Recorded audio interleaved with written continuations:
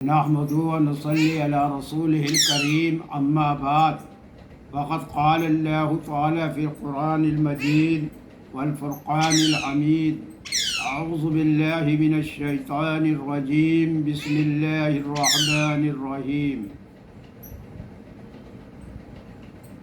میرے محترم دینی بھائیوں اور بہنوں، آج ہماری گفتگو کا عنوان ہے تحفظ اسلام،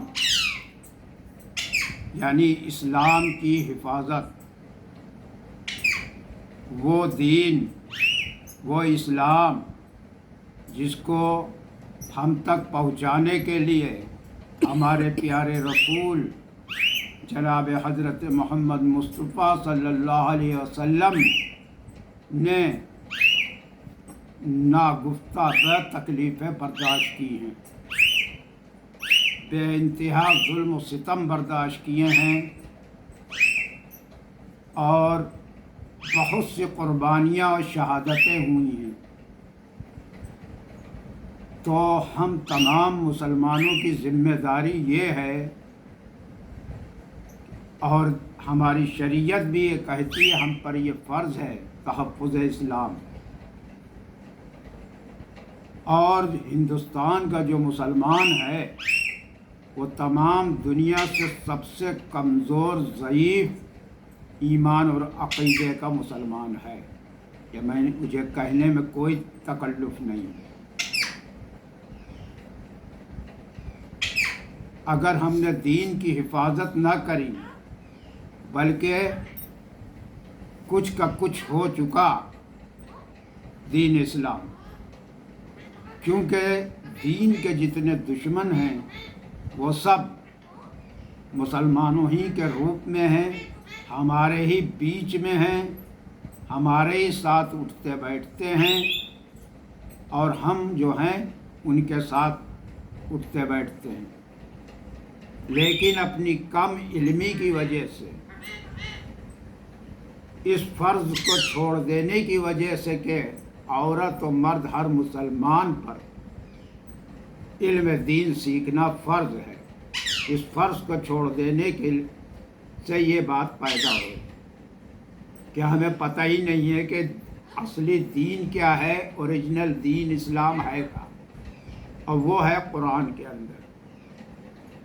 حدیث شریف میں آتا ہے، جہاں کہیں جس کسی پہ ظلم ہو رہا ہے اسے اپنی سکت بھر تم کو روکنا فرض ہے، فرض ہے۔ اور اس کام کو کتنے لوگ کر رہے ہیں؟ نہ کے برابر۔ اور جو کر رہے ہیں وہ اپنے دل کو بہلا رہے ہیں۔ تین باتیں کی گئی کہ باطل کا ہاتھ پکڑ کے مروڑ دو، اس کو پھیر دو اب باطل کو غلط کام سے۔ اتنا نہ کر سکو تو منہ سے کہو کہ یہ کام برا ہے، اس سے باز آ جاؤ، اور یہ بھی نہ کر سکو تو دل میں سوچ لو یہ کام برا ہے۔ بس آج ہندوستان کا جو مسلمان ہے وہ بس آخری یہ فارمیلٹی ادا کر رہا ہے، اس سے کوئی بچت ہونی نہیں، اللہ کیا کوئی بچت نہیں ہونی ہے، کیونکہ اللہ ہماری نس نس سے واقف ہے، ہمارے ظاہر اور باطن دونوں سے واقف ہے کہ ہم میں کتنی طاقت ہے۔ اگر ہماری کوئی ذاتی لڑائی کسی سے ہو جائے تو اتنا سا لڑکا بھی وہ ڈائلاگ بازی کرتا ہے کہ دیکھ لیں گے اور کوئی نہیں ہے، ایسا یہ کر ڈالوں گا، وہ کر ڈالوں گا۔ یہ اپنی ذاتی لڑائیوں کے لیے۔ اللہ کے لیے لڑائی پہ ہم سب سے زیادہ کمزور، ضعیف، مردہ ہیں۔ دین مٹ رہا ہے، ہم کھڑے دیکھ رہے ہیں۔ یہ عام آدمی کی بات نہیں، اس میں بڑے بڑے پڑھے لکھے بھی شامل ہیں۔ حدیث شریف میں آتا ہے، جب کوئی بیماری اتنی بڑھ جائے کہ پوری دنیا میں پھیل جائے تو وہ بیماری نہیں، وہ عذاب اللہ کا ہوتا ہے، عذاب۔ وہ عذاب آتا ہے اسی وجہ سے اللہ کی نافرمانیاں اور انتہائی درجے کے شرک اور کفر جو ہو رہے ہیں، اور اس کو ہم لوگ روک نہیں رہے ہیں۔ ہم یہ سوچ کے بھی نہیں روکتے ہیں کہ یہ ہمارا پڑوسی ہے، یہاں میرا آنا جانا ہے، اس سے ہماری یہ رشتہ داری ہے، اگر میں نے اس کو ٹوکا تو میرے تعلقات اس سے بگڑ جائیں۔ بالکل سچ کہہ رہا ہوں، اس سے تو وہ تعلقات نہیں بگڑنے دیتا، لیکن اللہ سے تعلقات بگاڑ لیتا ہے اپنے، اور وہ نادان سمجھ بھی نہیں پاتا کہ وہ کتنا بڑا اپنا نقصان کرتا ہے اللہ سے اپنے تعلقات بگاڑ کے، کیونکہ سب کچھ تو اللہ کے ہاتھ میں ہے۔ تمہاری زندگی، تمہاری موت، تمہارا رزق، تمہاری عزت، تمہاری ذلت، تمہاری صحت، تمہاری بیماری، سب کچھ دینے والا وہی ہے۔ اس سے ہم تعلقات بہت آسانی سے بگاڑ لیتے ہیں، اور بگاڑ رہے ہیں، رات دن بگاڑ رہے ہیں۔ اگر سب ایک ہو کے غیر شرعی جو کام مسلمان کر رہے ہیں، مسلمان ہو کے، ان کی بات کر رہا ہوں میں، اڑ جائیں کہ یہ کام نہیں ہونے دے گا، تو پھر کام ہو نہیں سکتا ہے، غلط کام پھر ہو نہیں سکتا ہے۔ یہ بات پھر گھوم پھر کے وہیں آتی ہے کہ ہم بندے سے تعلقات نہیں بگاڑنا چاہتے، ہمارے لیے اللہ سے تعلقات بگاڑنا آسان ہے۔ ابھی کرونا کی شکل میں پوری دنیا کے اندر یہ بیماری پھیلی، یہ وہ کون سے گناہ تھے بھائی؟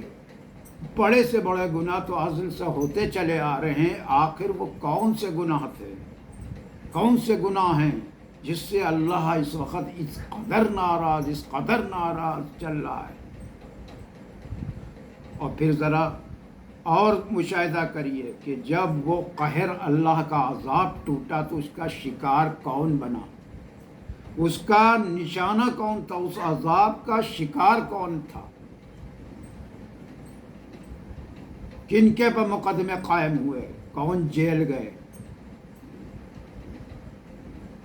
اس وقت ایک چینل ہے نیوز نیشن، اس پر دیپک چورسیا جماعت کی پوری رپورٹ، ساری تصویریں، ساری عدل سے جتنی ان کی سب چھان بین کر کے پیش کرتے تھے۔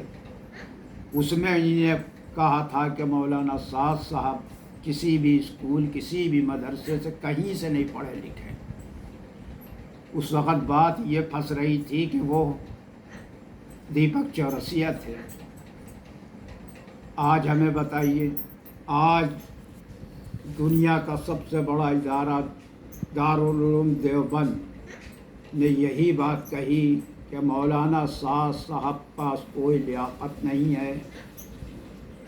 آج مفتی یونس صاحب کی ویڈیو آئی ہے، جنہی نے بات کہی کہ وہ عقیدوں کو بگاڑ رہے ہیں، وہ گمراہ ہیں اور لوگوں کو گمراہ کر رہے ہیں۔